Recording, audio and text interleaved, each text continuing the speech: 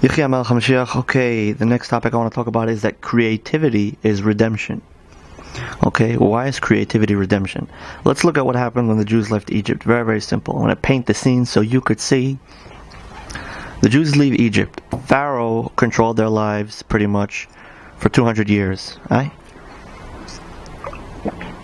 They're building pyramids for Pharaoh day and night. They did amazing work in Egypt. Till today, the Jewish people's work is awe-striking to those who have the knowledge and understanding to be able to analyze the pyramids and so on.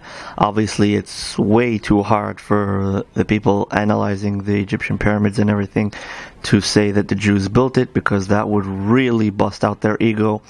Anyway, moving on. Pharaoh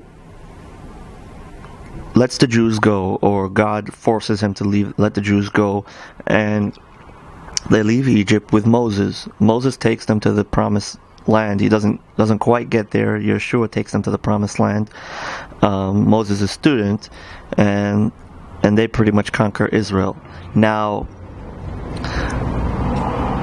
why did the process of leaving Egypt pretty much fail so as much as Moses expected it to? In other words, Moses expected the Jews to join him and head into the promised land, but because they were whining and complaining about 10 times, they complained and whined and tested God in the desert, and eventually they all cried that they're not going to be able to make it in. And eventually God was so mad at the Jews for the golden calf and everything together that God said, okay, you guys are this whole generation is going to die in the desert. We're going to be doing bagels in the desert. We're going to be doing circles in the desert. A very Jewish thing, huh? Until you guys all die out, and then they wither out, and then the next generation, the young generation, is going to go into the Holy Land. So why did this process take so long? And psychologically, we could try to dissect the circumstances and try to come up with an understanding that could also help us in our day and age, in how to bring about the redemption. So the thing is that when Pharaoh was controlling the Jews, they didn't have to think too much and make decisions on their own.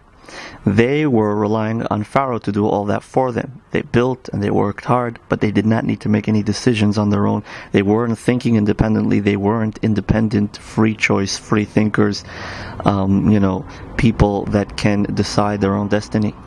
They were told to build, so they built. They were told to do this, so they did that.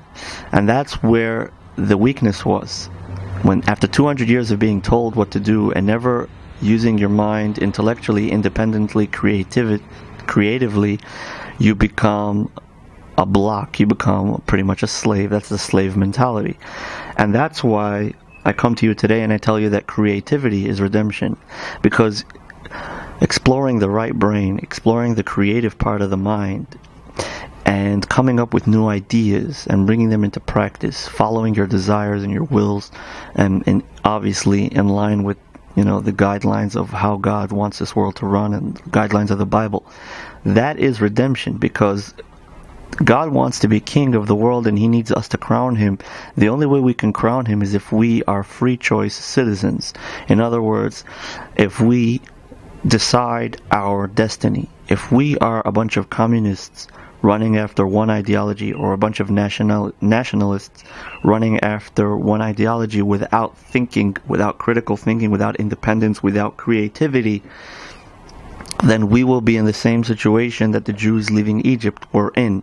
Therefore, it's important that we think independently, we think creatively, and the creativity is the redemption. And that's where the Jews were so weak. They were weak in taking orders from Moses. They thought that Moses would be another Pharaoh. But Moses wasn't another Pharaoh. Moses was someone that was going to show them how they should express themselves. But they didn't understand that. And because they got the wrong, they were expecting him to scream at them and shout at them and tell them what to do like Pharaoh did. And they weren't getting that. And Moses wasn't trying to give them that either. He was trying to explain them how to be free. Moses also grew up in Pharaoh's house. He did not know what slavery was. He knew what freedom was, and he tried to bring his people to freedom. And he tried to give them that freedom, but they didn't understand what He's trying to give them. And that's why it took them so long. And that's why they were so scared of going to Israel. Because they were scared that once they go into Israel, they're going to have to work the land. And when they have to work the land, they have to come up with ideas. And they have to come up with solutions. And all this kind of thinking and all this independent, the way God created every single human being is a world in His own right. They weren't ready for that, or they weren't ready to accept such a thing.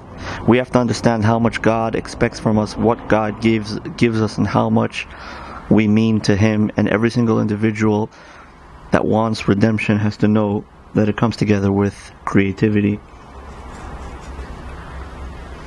and that it was all about the fact that the Jews weren't used to a good leader. They weren't used to a good leader, and that's why it fell apart. Hopefully this time around, hopefully now, following in the Rebbe Shlita Mashiach's footsteps, we will gather strength and understand that redemption is all about critical thinking.